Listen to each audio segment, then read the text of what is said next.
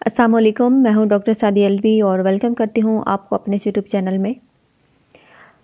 आज हम बात करेंगे एक वजीफ़े के बारे में जो बहुत ही ज़्यादा मुजर्रब और जिसकी रिक्वेस्ट भी बहुत ज़्यादा आई।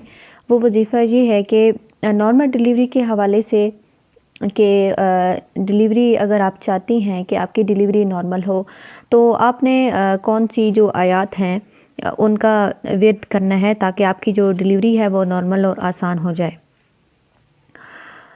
हमारी ज़िंदगी में दो चीज़ों का सबसे ज़्यादा जो अहम किरदार अदा होता है, एक हमारे पास होती है दवा और एक होती है दुआ।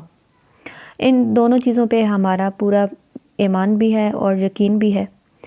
कुछ मसाइल ऐसे होते हैं जिनके लिए हमें मेडिसिन की ज़रूरत होती है और बहुत सारी चीज़ें ऐसी होती हैं जिनके लिए हमें अपने जो दीन है, हमारा अपना जो कुरान और जो सुन्नत नबी के तरीके हैं, उन चीज़ों पे अमल करके उनको अपनी ज़िंदगी में शामिल करके हम बहुत सारे मसाइल से बच सकते हैं।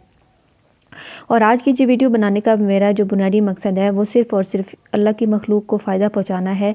और बहुत सारे जो लोग हैं वो सिज़ेरियन सेक्शन नहीं करवा सकते, वो बहुत सारी ख़वातीन नहीं करवाना चाहती।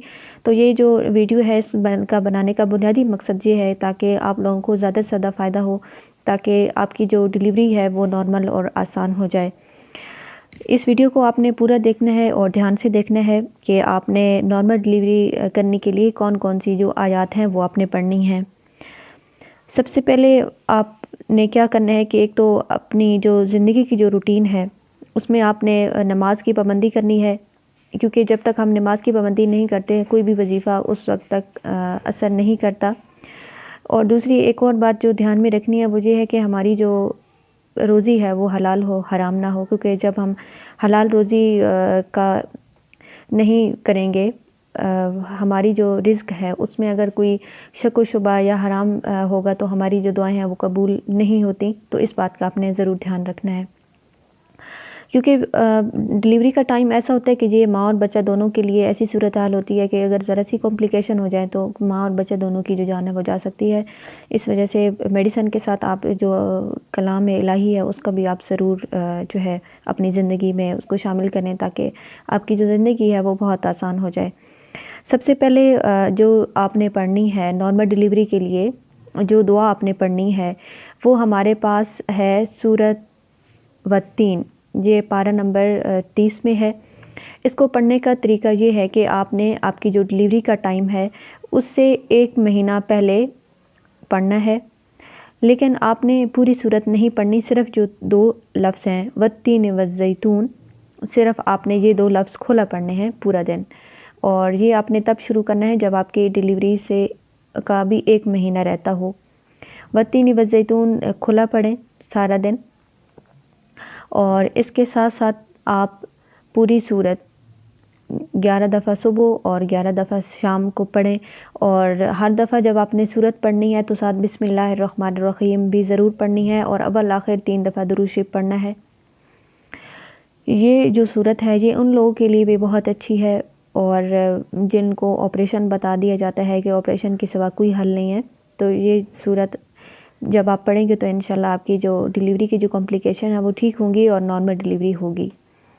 11 दफ़ा आपने सुबह और 11 दफ़ा शाम पढ़नी है पूरी सूरत, लेकिन इस सूरत के जो 2 लफ्ज़ हैं वत्तीन वज़्ज़ैतून, सिर्फ़ ये 2 लफ्ज़ खुले पढ़ने हैं और इस नीयत के साथ पढ़ने हैं कि आपकी जो डिलीवरी है वो नॉर्मल हो और उसमें जो भी कॉम्प्लिकेशन है वो ना हो। दूसरी जो सूरत है ये आपने पढ़नी है बिल्कुल जब आपकी डिलीवरी का टाइम करीब हो। इसमें आपने जो सूरत पढ़नी है सूरत इंशिकाक, पारा नंबर 30, आयत नंबर 4 और 5। आयत नंबर 4 और 5 का आपने करना है विद। वो आयत दज्जेल हैं, व अलकत माफ़ीहा व तखल्लत व अज़ीनत लिरब्बिहा व खुक्कत। ये सिर्फ़ 2 आयत हैं। इनको आपने क्या करना है कि जब आपकी डिलीवरी का टाइम करीब हो तो इन दोनों आयत को आपने ज़्यादा पढ़ना है। इसके अलावा इन आयत को किसी कागज़ पे लिख के और तावीज़ बना के आपकी जो यूट्रस है उस जगह पे आपने बांध देना है।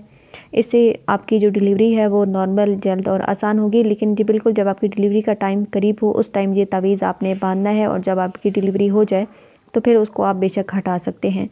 اس کے علاوہ یہ جو آیات ہیں ان کو آپ گڑ پہ بھی دم کر کے رکھ لیں، اور جب آپ کی ڈیلیوری کا ٹائم قریب ہو اس ٹائم آپ یہ گڑ جو ہے دم کر کے آپ کھائیں، تو اس سے آپ کی جو ڈیلیوری ہے وہ انشاءاللہ نارمل اور آسان ہوگی۔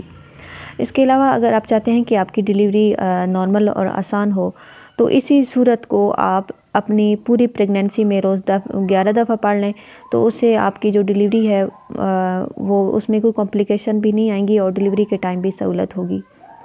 پریگننسی کے دوران آپ نے 11 دفعہ اس صورت کو پڑھنا ہے پوری پریگننسی کے دوران، اور جب آپ کی ڈیلیوری کا ٹائم قریب ہو تو آپ نے ان دونوں آیات کو کھلا پڑھنا ہے۔